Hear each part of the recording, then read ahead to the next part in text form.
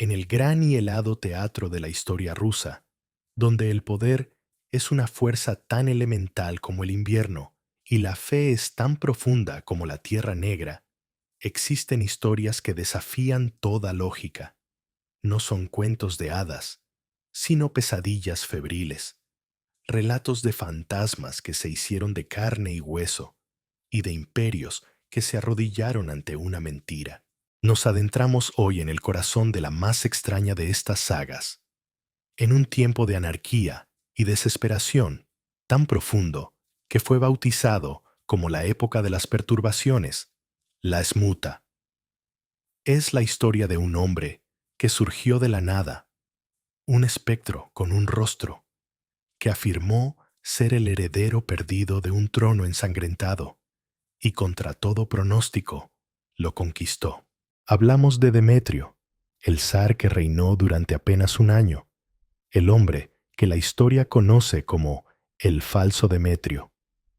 Este no es solo el relato de un impostor, es la crónica de una histeria colectiva, de una nación tan desesperada por un salvador, por la restitución de su zar verdadero, que estuvo dispuesta a creer en un milagro. Y por un breve y deslumbrante momento, el milagro pareció hacerse realidad.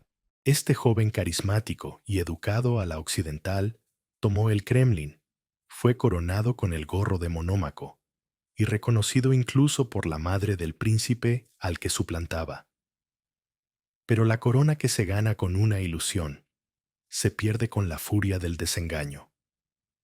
Su final no fue una simple ejecución, fue un linchamiento, una orgía de violencia popular en las calles de Moscú, un descuartizamiento ritual diseñado no solo para matar al hombre, sino para exorcizar al demonio que creían que era.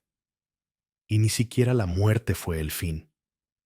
Su cuerpo fue profanado, sus cenizas mezcladas con pólvora y disparadas desde un cañón en dirección a la tierra de la que provino. Acompáñenme a desentrañar el misterio de este impostor real.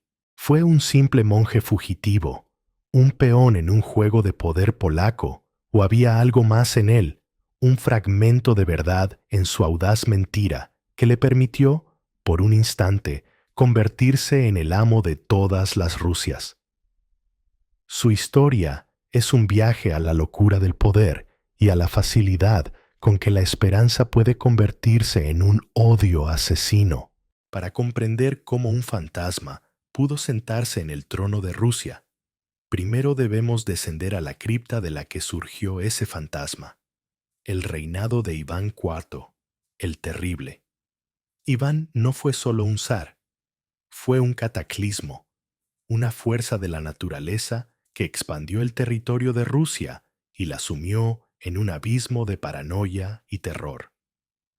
Su reinado, especialmente en sus últimos años, fue una sinfonía de locura y crueldad. Creó la Oprichnina, una especie de estado dentro del estado, una orden de jinetes vestidos de negro que montaban caballos negros y llevaban cabezas de perro y escobas en sus sillas de montar, símbolos de su misión de olfatear la traición y barrerla de Rusia. Desataron un reino de terror, masacrando a ciudades enteras como Novgorod y torturando y ejecutando a miles de boyardos, los nobles hereditarios, a quienes Iván despreciaba y temía. El propio Iván, en un arrebato de furia, asesinó a su propio hijo y heredero, el zarevich Iván, golpeándolo en la cabeza con su cetro. Fue un acto que no solo mató a un hombre, sino que fracturó la línea de sucesión y dejó a Rusia en un estado de trauma profundo. Cuando Iván el Terrible murió en 1584, dejó tras de sí un reino exhausto y dos hijos para sucederle. El mayor, Teodoro, o Fiódor, fue coronado como zar Teodoro I. Era un hombre piadoso, amable, pero débil de mente y de cuerpo. Su pasión no era gobernar, sino tocar las campanas de las iglesias. El poder real no estaba en sus manos, sino en las de su astuto y ambicioso cuñado, el boyardo Boris Godunov. El segundo hijo de Iván era un niño pequeño, nacido de su séptimo y último matrimonio, no reconocido por la Iglesia, el zarevich Demetrio, o Dmitri de Uglich. Como hijo de un matrimonio no canónico, su derecho al trono era cuestionable, pero su existencia misma era una amenaza latente para el poder de Godunov. Demetrio y su madre, María Nagaya, fueron exiliados a la ciudad provincial de Uglich. Allí, a la sombra, vivía el único otro heredero de la sangre de Iván. Y entonces, el 15 de mayo de 1591, ocurrió la tragedia que se convertiría en el pecado original de la época de las perturbaciones. El zarevich Demetrio, de 8 años, fue encontrado muerto en el patio de su residencia, con la garganta cortada. ¿Qué sucedió? La versión oficial, promovida por una comisión de investigación dirigida, convenientemente, por el boyardo Vasily Shuisky, un nombre que debemos recordar, fue que la muerte fue un accidente. Según esta versión, el niño, que sufría de epilepsia, estaba jugando con un cuchillo. Tuvo un ataque y, en sus convulsiones, se apuñaló a sí mismo en la garganta. Era una explicación extraña, casi inverosímil. La facción de la madre de Demetrio gritó que había sido un asesinato, una ejecución ordenada por Boris Godunov para despejar su propio camino hacia el trono. La verdad se perdió en un torbellino de acusaciones y testimonios contradictorios. Pero una semilla fue plantada en la mente del pueblo ruso, la sospecha de que el último hijo de Iván el Terrible había sido asesinado por un usurpador. En 1598, el zar Teodoro I, el campanero, murió sin hijos. La antigua dinastía rúrica, que había gobernado Rusia durante 7 siglos, se extinguió. Tras una hábil maniobra política, Boris Godunov fue elegido nuevo zar por una asamblea de boyardos. Era un gobernante capaz, inteligente y con visión de futuro. Intentó modernizar Rusia, fomentar el comercio y la educación, pero su reinado estuvo maldito desde el principio. Una terrible hambruna, que duró de 1601 a 1603, devastó el país. Se decía que 1/3 de la población murió. Los campesinos, desesperados, recurrieron al canibalismo. En medio de este apocalipsis, los rumores comenzaron a susurrarse en las aldeas y mercados. Eran susurros de que la hambruna era un castigo divino por el pecado de Godunov, el regicida. Y junto a esos susurros surgió otro, más increíble y peligroso, el del milagro. El rumor de que el zarevich Demetrio no había muerto en Uglich, que otro niño había sido asesinado en su lugar, que el verdadero heredero, el hijo de Iván el Terrible, había escapado y estaba vivo, esperando el momento de regresar para reclamar el trono que le pertenecía y liberar a su pueblo del usurpador y de la ira de Dios. La tierra de Rusia, atormentada por el hambre y la culpa, estaba desesperadamente fértil, lista para que cualquier semilla de esperanza, por muy fantástica que fuera, echara raíces. Y fue entonces, al otro lado de la frontera, en la mancomunidad de Polonia-Lituania, cuando un joven misterioso apareció, afirmando ser precisamente ese milagro viviente. El fantasma de Demetrio estaba a punto de adquirir un rostro, y la época de las perturbaciones estaba a punto de estallar en llamas. La aparición del hombre, que la historia conocería como el falso Demetrio, fue gradual. Un misterio que se fue desenvolviendo en los monasterios y cortes de la mancomunidad de Polonia-Lituania a principios del siglo XVII. Su verdadera identidad sigue siendo el mayor enigma de esta saga. La versión oficial promovida por el zar Boris Godunov y la más aceptada por muchos historiadores, es que era un monje fugitivo llamado Grigori Otrepiev. Otrepiev había servido a la poderosa familia de los Románov, rivales de Godunov, y había pasado un tiempo en el monasterio de Chudov, en el Kremlin, donde habría tenido acceso a los detalles de la vida de la corte.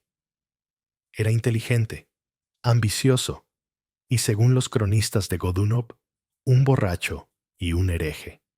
La historia dice que huyó de su monasterio y se dirigió a Polonia, donde, viendo la oportunidad, asumió la identidad del zarevich asesinado. Pero otras teorías persisten. Podría haber sido un hijo ilegítimo de algún noble polaco o ruso, educado específicamente para el papel. O, la más remota y romántica de las posibilidades, podría haber sido el verdadero Demetrio, salvado en secreto y criado en el exilio. La verdad es que no lo sabemos. Lo que sí sabemos es que este joven, fuera quien fuera, era extraordinariamente convincente. Cuando apareció por primera vez, era un sirviente en la casa de un noble polaco, pero pronto comenzó a dejar caer pistas sobre su verdadera identidad, mostrando un conocimiento sorprendente de los asuntos rusos y de la vida en el Kremlin. Tenía un aire de autoridad natural, una confianza que impresionaba a quienes lo conocían, y crucialmente, tenía ciertas marcas físicas que parecían corroborar su historia. Un lunar en la cara y un brazo ligeramente más corto que el otro, características que, según se decía, tenía el verdadero Demetrio. Pronto, su historia llegó a oídos de la alta nobleza polaca y del rey Segismundo III Basa. Polonia y Rusia eran rivales históricos, y los nobles polacos, junto con la Iglesia católica, vieron en este pretendiente una oportunidad de oro. Si podían colocar a su propio candidato en el trono de Moscú, podrían expandir su influencia, recuperar territorios en disputa y, quizás, incluso, convertir a la ortodoxa Rusia al catolicismo. El apoyo clave para el pretendiente provino de Jerzy Mniszek, el voivoda, gobernador de Sandomierz, un noble poderoso pero cargado de deudas. Mniszek vio en Demetrio la solución a sus problemas financieros. Se convirtió en su principal patrocinador y le ofreció la mano de su bella y ambiciosa hija, Marina. Marina Mniszek no era una simple novia política, era una participante activa en el complot. Inteligente y educada, se sintió atraída por la perspectiva de convertirse en zarina de Rusia. La relación entre Demetrio y Marina fue una compleja mezcla de romance, ambición y cálculo político. Él parecía genuinamente enamorado de ella, mientras que ella veía en él un vehículo para su propio poder. Su compromiso y la promesa de que Marina podría seguir siendo católica y de que Demetrio promovería el catolicismo en Rusia, le aseguró el respaldo del clero polaco y de los jesuitas. Con el apoyo de Mniszek y otros magnates, Demetrio comenzó a reclutar un pequeño ejército privado, una fuerza heterogénea de mercenarios polacos, cosacos del Don y exiliados rusos. En el otoño de 1604, el hombre que se hacía llamar Demetrio Ivanovich, zarevich de Rusia, cruzó la frontera al frente de unos pocos miles de hombres para reclamar su herencia. La invasión comenzó como un desastre. El ejército de Demetrio era pequeño y estaba mal equipado. En su primera gran batalla contra las fuerzas del zar Boris Godunov, fue derrotado. Pero entonces ocurrió algo extraordinario. La campaña militar se transformó en un levantamiento popular. A medida que Demetrio avanzaba por el sur de Rusia, las ciudades y los pueblos comenzaron a abrirle sus puertas, no por la fuerza de sus armas, sino por el poder de su leyenda.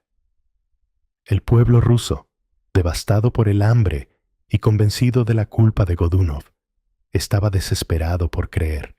Veían en este joven no a un invasor, sino a su zar legítimo, el hijo milagrosamente salvado de Iván el Terrible, que regresaba para restaurar la justicia y el favor de Dios. Los ejércitos de Godunov, compuestos en gran parte por campesinos reclutados a la fuerza, comenzaron a desertar en masa. Se negaban a luchar contra el hombre que creían que era su verdadero soberano. El poder de Boris Godunov se desmoronaba, no por la espada, sino por un rumor que se había hecho carne. En abril de 1605, en el apogeo de esta crisis, el zar Boris Godunov murió repentinamente en el Kremlin. La causa oficial fue un derrame cerebral, pero los rumores de envenenamiento o suicidio se extendieron de inmediato. Su muerte fue el golpe de gracia para su dinastía. Su hijo, de 16 años, fue proclamado zar Teodoro II, pero su reinado duraría apenas unas semanas. Los boyardos de Moscú, viendo hacia dónde soplaba el viento, decidieron cambiar de bando para salvar sus propias cabezas. Vasily Shuisky, el mismo hombre que años antes había declarado oficialmente muerto a Demetrio, ahora proclamó públicamente que el zarevich había escapado milagrosamente. Las tropas de Demetrio marcharon sobre Moscú sin oposición. Los boyardos lideraron una revuelta en la capital. Arrestaron al joven zar Teodoro II y a su madre, y los estrangularon en secreto. La puerta del Kremlin estaba abierta. El 20 de junio de 1605, Demetrio hizo su entrada triunfal en Moscú. Fue una escena de una euforia casi mesiánica. Las multitudes lo aclamaban, lloraban, intentaban tocar su ropa. Las campanas de todas las iglesias de la ciudad repicaban sin cesar. El hombre, que un año antes era un fugitivo sin nombre, ahora cabalgaba hacia el Kremlin, como el zar de todas las Rusias. Pero quedaba una prueba final y crucial. Para legitimar completamente su reclamo, necesitaba el reconocimiento de la única persona que podía confirmar su identidad sin lugar a dudas. La madre del verdadero Demetrio, la zarina viuda Mariana Gaya, que había sido forzada a tomar los hábitos y vivía en un convento. Fue llevada a Moscú para un encuentro público con el hombre que decía ser su hijo perdido. Ante una multitud expectante, la anciana mujer lo miró, rompió a llorar y lo abrazó, proclamando que, en efecto, era su hijo Demetrio, milagrosamente devuelto a ella. ¿Por qué lo hizo? ¿Realmente lo creyó? ¿O fue un acto de autopreservación? ¿Un acuerdo hecho bajo coacción por los boyardos para asegurar una transición pacífica? Nunca lo sabremos. Pero con el abrazo de su madre, el último sello de legitimidad fue estampado. El impostor, o el milagro, fue coronado zar en la Catedral de la Dormición. La mentira más audaz de la historia de Rusia se había convertido en la verdad oficial. El reinado del zar Demetrio I comenzó con una oleada de optimismo. Era joven, enérgico e inteligente, un marcado contraste con los monarcas débiles y paranoicos que lo habían precedido. Prometió reformas, luchó contra la corrupción y mostró una sorprendente clemencia hacia sus antiguos enemigos, perdonando a muchos de los boyardos que habían servido a Godunov, incluido el intrigante Vasily Shuisky. Se mostraba accesible a su pueblo, recibiendo peticiones y hablando directamente con la gente común. Parecía, por un momento, que el zar verdadero realmente había traído una nueva era de justicia y prosperidad. Sin embargo, las mismas cualidades que lo hacían atractivo a algunos, lo convirtieron en un extranjero sospechoso para otros, especialmente para la élite conservadora de los boyardos y la Iglesia ortodoxa. El nuevo zar era, en esencia, un hombre occidentalizado en el corazón de la profundamente tradicionalista Moscovia. Su comportamiento era una constante afrenta a las costumbres rusas. Se negaba a seguir el rígido protocolo de la corte. No dormía la siesta después de comer, un ritual casi sagrado para los boyardos. Comía con tenedor, un instrumento visto como diabólico por muchos rusos. Disfrutaba de la música y el baile de estilo polaco. Se vestía a la moda polaca, afeitaba su barba y se rodeaba de consejeros y mercenarios extranjeros, principalmente polacos y lituanos. Para los boyardos, que habían pasado sus vidas en el claustrofóbico y ritualizado mundo del Kremlin, este zar, que se comportaba como un húsar polaco, era, en el mejor de los casos, un excéntrico y, en el peor, una prueba de que era un impostor y un hereje. La tensión con la Iglesia Ortodoxa era aún más grave. Demetrio había prometido en secreto a sus patrocinadores polacos y al Papa que promovería el catolicismo en Rusia. Aunque no intentó una conversión forzada, su tolerancia hacia los católicos y su propio comportamiento poco ortodoxo levantaron sospechas. No ayunaba, visitaba monasterios católicos y, lo que era más escandaloso, parecía tener poco respeto por los iconos y rituales sagrados que eran el centro de la vida rusa. Se estaba gestando una poderosa conspiración en las sombras, liderada por el hombre que Demetrio había perdonado neciamente, Vasili Shuisky. Shuisky, un descendiente de la antigua dinastía rúrica, tenía sus propias ambiciones al trono. Era un maestro de la intriga, un hombre que había declarado a Demetrio muerto, luego vivo, y que ahora estaba dispuesto a declararlo impostor una vez más. Comenzó a susurrar en los oídos de los otros boyardos y de los líderes de la iglesia, explotando cada una de las imprudencias culturales y religiosas del zar. El descontento crecía, silencioso pero letal. El catalizador final que hizo estallar el polvorín fue la llegada de la novia de Demetrio, Marina Mniszek, y su enorme séquito polaco en mayo de 1606. La boda fue el evento que selló el destino del zar. Marina, católica devota, se negó a convertirse a la fe ortodoxa antes del matrimonio, un requisito indispensable para una zarina rusa. Se llegó a un compromiso incómodo en el que fue ungida, pero no rebautizada. La ceremonia en sí fue una mezcla discordante de ritos ortodoxos y costumbres católicas que horrorizó al clero. Pero fue el comportamiento del séquito polaco lo que enfureció al pueblo de Moscú. Varios miles de polacos, soldados y nobles inundaron la ciudad para la boda. Se comportaron con una arrogancia de conquistadores.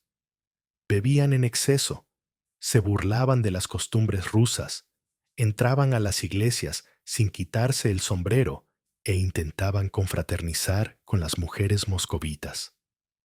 La ciudad, que ya estaba llena de rumores sobre la herejía de su zar, ahora veía a los latinos profanando su capital. La tensión era palpable. Moscú era un barril de pólvora y la mecha de la boda de Marina la había encendido. La conspiración de Shuisky decidió que era el momento de actuar. El plan era simple y brutal: utilizar la indignación popular como un arma. En los días posteriores a la boda, mientras los polacos seguían celebrando ruidosamente, los conspiradores difundieron un rumor. Los polacos, por orden de Demetrio, estaban a punto de masacrar a los boyardos y al pueblo de Moscú. Era una mentira incendiaria, diseñada para desatar el pánico y la furia. En la madrugada del 17 de mayo de 1606, apenas 8 días después de su boda, la trampa se cerró. A una señal preestablecida, las campanas de alarma de Moscú comenzaron a tocar. Vasili Shuisky, a caballo, galopó hacia la Plaza Roja, blandiendo un icono y gritando al pueblo que se levantara para defender la fe ortodoxa y matar al zar hereje y a sus seguidores polacos. La respuesta fue instantánea y aterradora. Las turbas, armadas con hachas, cuchillos y palos, salieron a las calles. La cacería había comenzado. El sueño del zar Demetrio estaba a punto de convertirse en una pesadilla de sangre y fuego. La madrugada del 17 de mayo de 1606 se rompió no con la luz del sol, sino con el clangor disonante de las campanas de alarma del Kremlin, una llamada al levantamiento orquestada por Vasily Shuisky. Las turbas moscovitas, inflamadas por los rumores de una masacre inminente y por un profundo odio xenófobo y religioso, se convirtieron en un monstruo de 1000 cabezas. Su primer objetivo fueron los polacos alojados por toda la ciudad. Los sacaron de sus camas, los arrastraron a las calles y los masacraron sin piedad. Fue una carnicería indiscriminada. La boda, que debía sellar una alianza, se convirtió en el escenario de un pogromo. Mientras la ciudad se teñía de rojo, el objetivo principal de los conspiradores era el propio zar. Un grupo de boyardos y guardias del palacio, liderados por Shuisky, irrumpieron en los aposentos del Kremlin, donde dormían Demetrio y Marina. Demetrio fue despertado por el ruido de la turba y los gritos. Al darse cuenta del peligro, demostró un coraje inesperado. No se escondió. Agarró una alabarda y se enfrentó a los conspiradores que irrumpían en su habitación. Logró abrirse paso luchando, hiriendo a varios de sus atacantes. Corrió por los pasillos del palacio, buscando una vía de escape. Marina, aterrorizada, se escondió debajo de la falda de una de sus damas de honor. Demetrio llegó a una ventana en la parte trasera del palacio que daba a un patio interior. Desesperado, saltó. La caída, de casi 15 metros, no lo mató, pero le rompió una pierna y lo dejó malherido e indefenso. Fue encontrado por los guardias del palacio, los Streltsí, que inicialmente, mostrando un resto de lealtad o de confusión, lo protegieron de la turba que ya se congregaba. Allí, en el suelo del patio del Kremlin, tuvo lugar la última y patética escena del drama de Demetrio. Los boyardos conspiradores, con Shuisky a la cabeza, se enfrentaron a él. Exigieron que confesara su verdadera identidad. «¿Quién eres?», le gritaron. Demetrio, a pesar del dolor y el terror, mantuvo su personaje hasta el final. Insistió en que era el hijo de Iván el Terrible, el zar legítimo. Les suplicó que trajeran a su madre, María Nagaya, para que lo identificara de nuevo. Shuisky, en un acto de cinismo supremo, mandó a buscarla. La zarina viuda fue llevada ante el hombre ensangrentado y roto que yacía en el suelo. La multitud guardó silencio. Era el momento de la verdad. Shuisky le preguntó, «¿Es este tu hijo?». María Nagaya, la mujer cuyo abrazo lo había legitimado un año antes, ahora pronunció su sentencia de muerte. Quizás por miedo, quizás por un acuerdo con Shuisky, declaró fríamente que su verdadero hijo había muerto en Uglich y que este hombre era un impostor. Fue la traición final. En el momento en que las palabras salieron de su boca, el hechizo se rompió por completo. La turba, que hasta entonces había dudado, rugió de furia. Lo que siguió no fue una ejecución, fue un linchamiento. La multitud se abalanzó sobre el hombre indefenso. Fue apuñalado, golpeado y finalmente rematado a tiros. Su cuerpo fue despojado de sus ropas y arrastrado por el barro hasta la Plaza Roja. Allí comenzó la profanación ritual.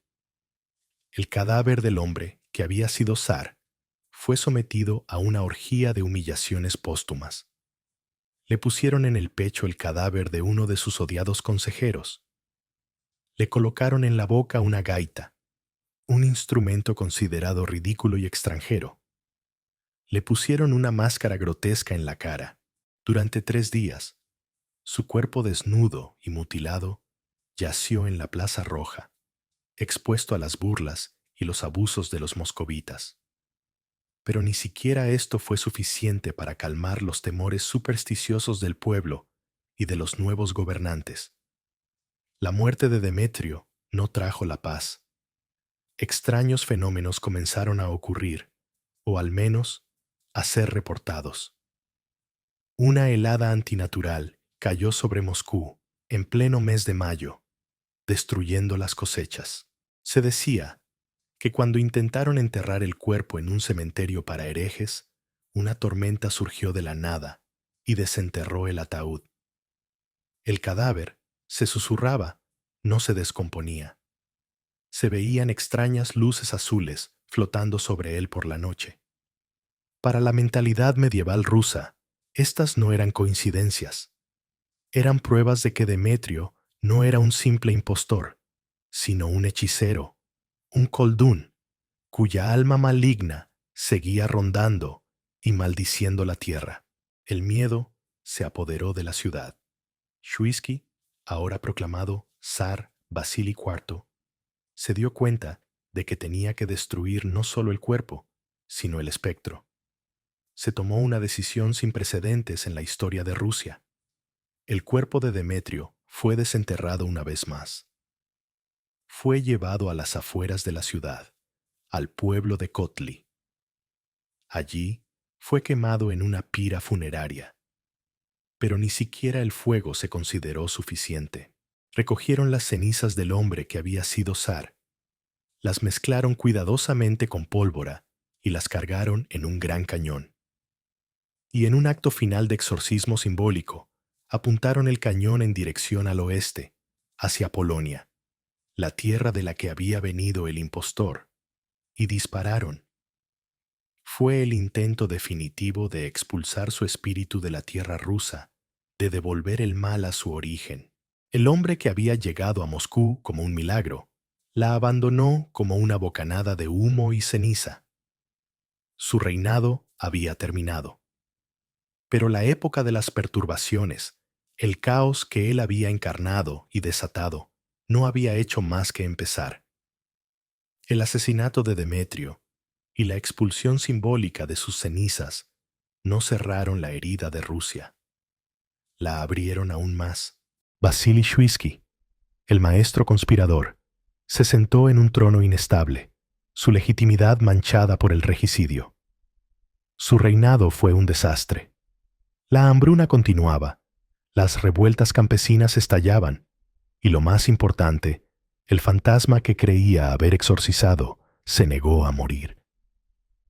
La idea de un zar verdadero, que había sido traicionado por los malvados boyardos, era demasiado poderosa para ser borrada por un cañón. El nombre de Demetrio se había convertido en una bandera para todos los descontentos de Rusia, y así, la farsa se convirtió en una franquicia.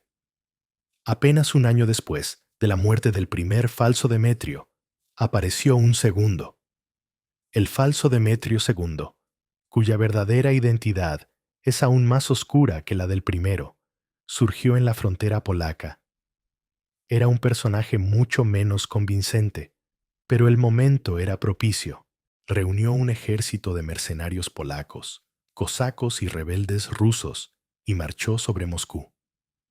No pudo tomar la ciudad, pero estableció una corte rival en el pueblo de Tushino, a las afueras de la capital, convirtiéndose en el ladrón de Tushino. Durante casi 2 años, Rusia tuvo 2 zares y 2 capitales, sumiendo al país en una guerra civil aún más sangrienta. En un giro argumental verdaderamente surrealista, Marina Mnisek, la viuda del primer falso Demetrio, que había sido capturada y luego liberada, reconoció a este segundo impostor como su esposo milagrosamente salvado. Se casó con él y le dio un hijo, a quien llamó Iván, el pequeño ladrón, en un intento desesperado por legitimar su causa y aferrarse a su sueño de ser zarina. La época de las perturbaciones degeneró en una anarquía total. Polonia y Suecia invadieron abiertamente Rusia, cada uno tratando de colocar a su propio candidato en el trono. Los polacos llegaron a capturar Moscú y el Kremlin. El zar Vasily Shuisky fue depuesto y murió como prisionero en Polonia. El falso Demetrio II fue asesinado por uno de sus propios hombres.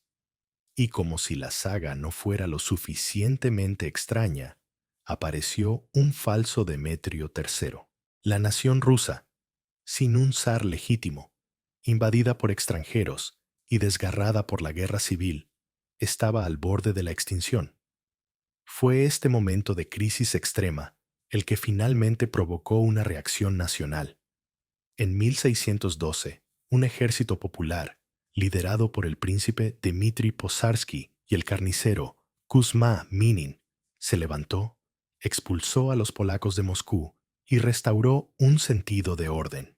En 1613, una gran asamblea nacional, la Zemski Sobor, se reunió para elegir a un nuevo zar. Después de largas deliberaciones, eligieron a Miguel Romanov, un joven de 16 años. Su elección no se debió a sus habilidades, sino a su linaje. Era el sobrino nieto de la primera esposa de Iván el Terrible, Anastasia Romanova, y su padre era el respetado patriarca Filareto. Tenía una conexión, aunque tenue, con la antigua dinastía. Con su elección, la época de las perturbaciones llegó a su fin y comenzó la dinastía Romanov, que gobernaría Rusia durante los siguientes 300 años, hasta la Revolución de 1917. El legado del primer falso Demetrio es, por tanto, profundamente paradójico. Por un lado, fue el catalizador que sumió a Rusia en la fase más destructiva de su historia. Su aventura desató una década de caos que casi borra a Rusia del mapa. Pero por otro lado, su historia se convirtió en un mito fundacional para la nueva dinastía.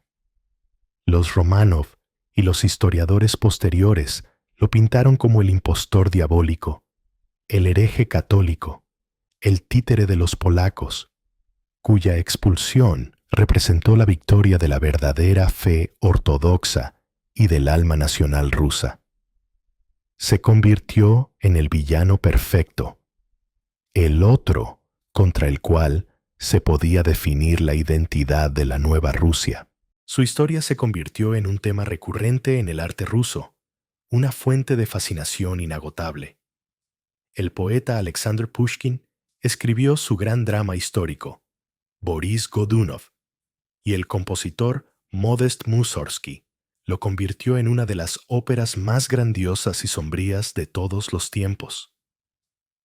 En estas obras, Demetrio no es un simple villano, sino una figura trágica y compleja, un hombre arrastrado por fuerzas que no puede controlar. La pregunta central, la que nunca ha sido respondida satisfactoriamente, sigue siendo la misma. ¿Quién era él? La teoría del monje Grigorio Trepiev sigue siendo la más plausible para muchos. Pero, ¿cómo un simple monje pudo adquirir los modales de un aristócrata, aprender polaco y latín, y convencer a tantos de su realeza?